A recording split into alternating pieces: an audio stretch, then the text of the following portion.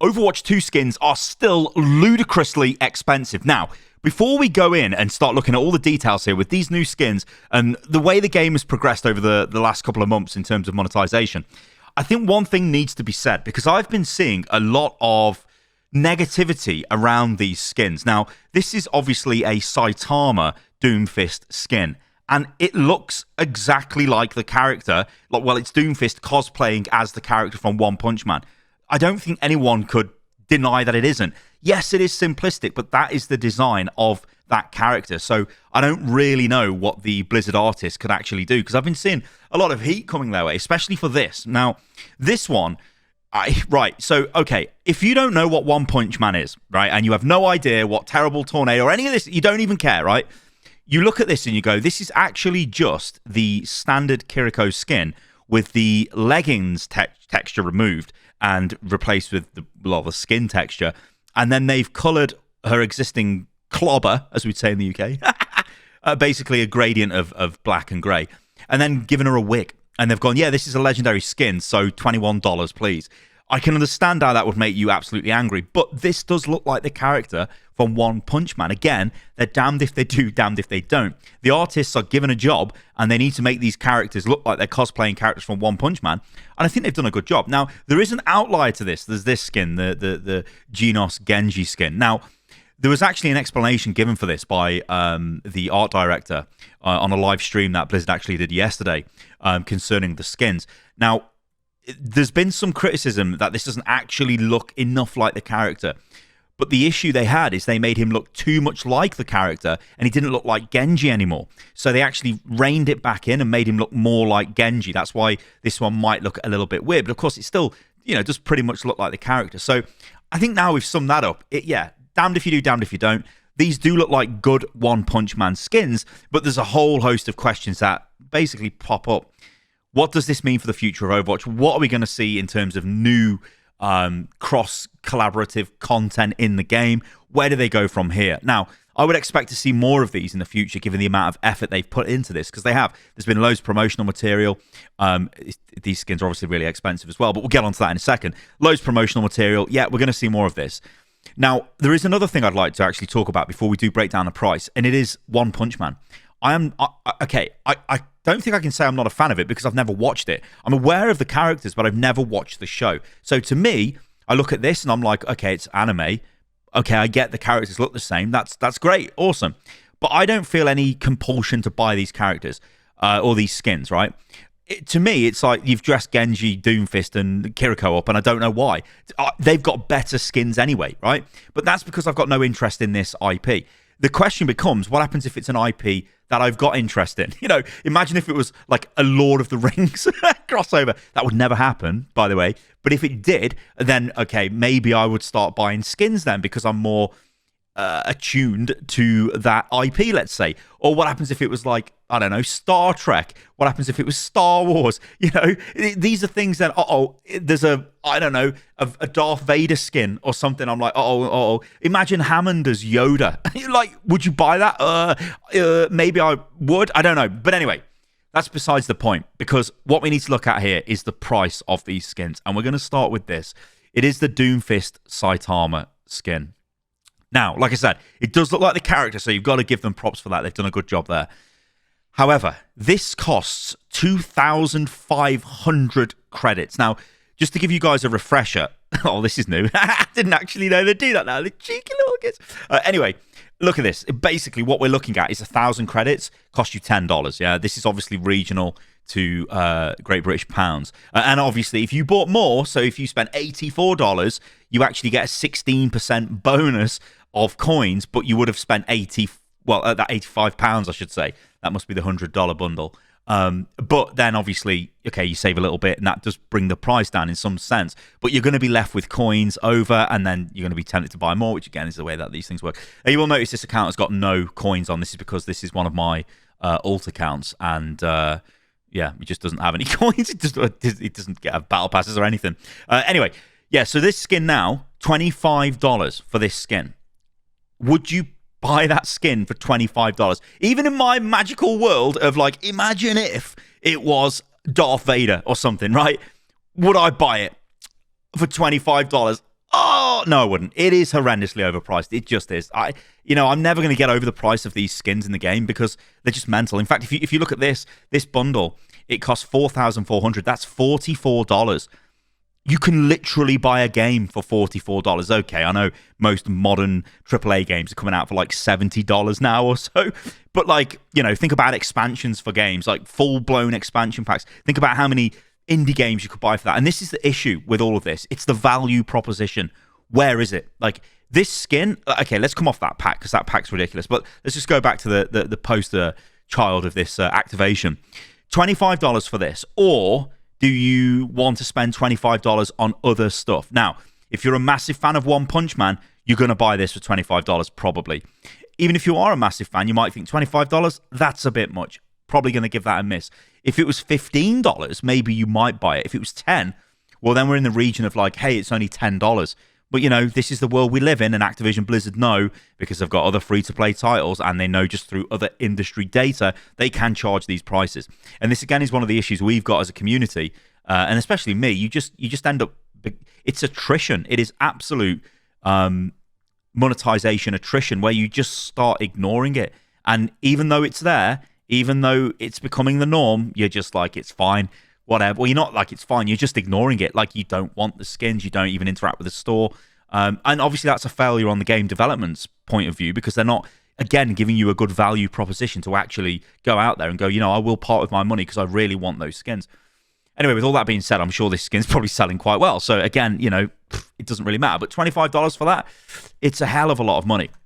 If we look at the other skins, we go to this. So this one, again, is on offer.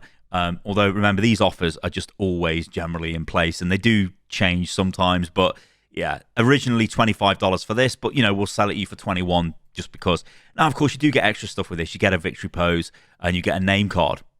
$21. It's like, and again, like, if you be super critical of this, this is like, if I was the artist that got given this job, I'm absolutely pissing myself laughing because it's going to take me a day.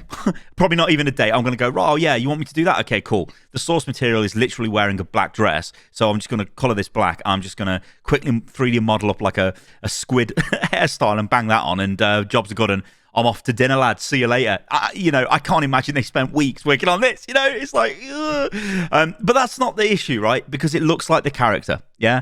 It looks like the character, and so the job is done. But like I said, $21 for that. It is expensive. If you look at this compared to the original Kiriko and you have no interest in One Punch Man, or you don't even know what this is, you're just like, well, this looks terrible. And also, you can start going even deeper, right? We can really rag on this and go, hold on, you've got a legendary tag. You've got this nice little UI element you've added to the game recently. Okay, let's go and have a look at a normal Kiriko skin. Do I even have Kiriko on this account? What is this? I had one loot box. Okay. I probably don't even have Kiriko available. No, I don't even have Kiriko available. This account. But whatever, we can still look at it. So yeah, we look at the standard skin, and we're like, I see the model is identical for the weapon.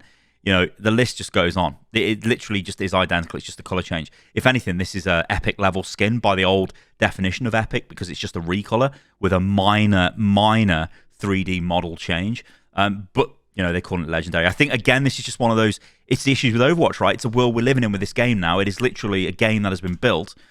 Well, it's the sequel to Overwatch, but the sequel element is the monetization framework that's been rammed into it to absolutely drain as much money as possible under the guise of developers going, well, we need to make money, lads. We've got to make money. It's like, yeah, I know you've got to make money, but you made this decision to make money in this way. It's like, that will never, ever be a defense to me in terms of the way the game's monetization has gone, but whatever. So, yeah, we move on. And this issue of the skins price, this issue of the value, this issue of, is it there? It's a difficult one, isn't it? I look at these skins and I don't feel that affinity to the characters, so I don't feel like I want to buy these skins. In fact, I don't care. But there will be a draw. There will be a strong draw to fans of this series, and they may buy these skins. And I've seen, loads of these skins in game. In fact, you know what? Screw it. I'm just going to join a game. I'll cut this in the video and we'll jump through. I'll join an arcade game, and I bet you there'll be a skin in this game. Okay, so yeah, first game, look. There's a Doomfist with the Saitama skin. So I'm sure they're making bank. So again, you know, the guys who are behind this, the monetization systems they've got in place, they don't give a shit. They're making money, and we just look like idiots complaining about it all the time. And it makes you lose hope, and it makes you want to just stop bothering about it. Okay, but there's also other skins now in the game. There's Overwatch League skins and Overwatch League charms. Now, again, I'm going to be a bit negative here. These are... You could have done a better job, Blizzard, right? Okay, let's get my favorite, Spitfire. And let's take a look at a Spitfire weapon charm. Why isn't this just the logo? Why isn't this the 3D cut out of the logo? Why is it just slapped onto this? I don't know. Well, I do know, because it was cheaper to do this, right? Because you could just make this template and then just slap the logos of all the teams on, which is what they've done. Which is, you know, like, look at that. That's quite nice. Imagine if they took the time and actually made this look like it was a proper sort of enamel pin. It would be really cool. But okay, they're not. Now, again, on the price of this stuff, 350 credits. Now, this is a completely different currency to Overwatch credits. They're worth different amounts. So again, this is all designed to obfuscate the price, to almost trick you basically into thinking, oh, it's not that bad, but actually it is. So 200 tokens is 10 quid. So that's probably $12, I guess, or $13. I don't even know what that is in America. You guys let me know in the comments. But yeah, so like 100 league tokens, £5.29. And well, these are 300. Actually, no, I apologize. This isn't 350. This is a bundle for their skins as well. I do apologize. Let me get that up individually, because these are bundles. Let's just go to Spitfire again, and we'll go to their weapon charm. So it's 100, yeah. So this is basically £5. What was it? £5.29 for this. A fiver for that. I mean, a fiver for a legendary skin I'm paying all day, but for that, I don't know. See, this is also the other issue with all of this stuff is team monetization. Do the teams get a cut of this? You know, is this enough for players to suddenly go, wow, I'm going to buy loads of these charms? Do people even care about Overwatch League enough? Is this the last season of Overwatch League? A lot of questions to be asked there, right? So, but yeah, there's Overwatch League skins now in the game. There is one actual, I guess, public service announcement I can kind of do for this. We'll show this on Houston. It's Echo. If you already own the Echo skin from Overwatch League, don't buy it again for this, because Echo's skin never changed. It's literally the same. Like, Echo's model remained the same in Overwatch 1 as it did in Overwatch 2. But of course, if you were Hanzo, then yeah, you get a different color scheme. There is a weird color scheme in this, so we'll put this out there. So the Gladiators have had a bit of a color scheme change. They've got this pink. Now, on some characters, this looks pretty good. Like, I think it looks okay on Ana, actually, but on other characters, it looks a bit weird. Like on Bastion, I don't know that. It's like, it's almost like there's not enough of it on him. I don't know. It's weird. It looks pretty good on Reinhardt as well, but on some other characters, I don't know. It's like on the bigger characters, it looks kind of better. But yeah, again, there's not much change here in the cosmetics available for Overwatch League fans. It's just, again, a standard recolor of the skin. You know, it would be nice if you could have full-on weapon models for this. Maybe people would buy it. It would be nice if we just had customizable weapon models anyway. Okay, Overwatch League monetization. Let's wrap this up. I don't like it, and I don't think I ever will like it. I think they've made little changes, things like reducing the level that the heroes available in the battle pass. Obviously, you can't. There's no hero in this battle pass, but it used to be at level 55, right? And they dropped that down. So, yeah, they're making little changes. And by the way, that actually used to be gold, which it shouldn't have been, because gold is a premium currency icon. They did change that pretty quickly. They changed that within a week of that being identified, but still scummy that actually even was a thing. You know, so people think, oh, I'm getting gold premium currency, but actually, no, you were just getting the legacy credits, but whatever. Legacy credits as well. They did bring legacy credits back. So, or make them more useful, I guess. Overwatch credits, they now call them. And yeah, you can buy the old skins and cosmetics. So that's kind of nice. But I think this is the world we're living in now with this game. This thing here, we're going to see more of this. And we're probably going to see it almost every season. There'll be like some sort of crazy collab, or at least every other season. Maybe every season there isn't a hero. There'll be some sort of collab. Where the next one will go, I don't know. Do I think it's a fun thing? I do. You know, I genuinely, I am not fussed about the game feeling diluted because there's other IPs in the game. I don't really care about that. I think that's fine. My issue is the cost of the stuff. So it's very expensive. Is the value proposition there? I don't know. How detailed are they willing to take this? You know, what happens to the characters?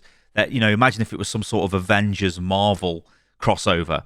You know, would they do super detailed skins then? Would you buy an Iron Man skin for, I don't know, Farah. That might look pretty cool, right? I don't know. Like, the issue is, though, this does open a new avenue for monetization, which I guess is is a good thing for the business of the game. But I still think this is all too expensive, and I still don't feel they've really cracked the value of, like, oh my god, I really want, like, I never feel in this game, this could just be me, right? Now, this is totally my own experience I'm speaking from here, but I never feel like I'm like, oh, I need to rush on and buy that. I really need that. But maybe I would if this was a different crossover, yeah? Or the cosmetic was something I really wanted. I don't know. Unfortunately, the only thing I'm spending money on is battle passes because I need the heroes when they're in the battle pass. And that's literally it.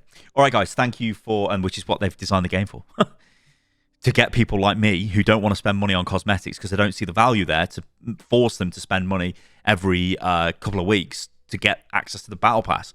I don't know. All right, guys, let me know about this in the comments below. Let me know what you think about the prices of the skins. Do you think they're acceptable? And also the animation. I've never looked at this this screen before, but the animation looping is not done properly. All right, guys, I'll catch you on the next one. See you soon.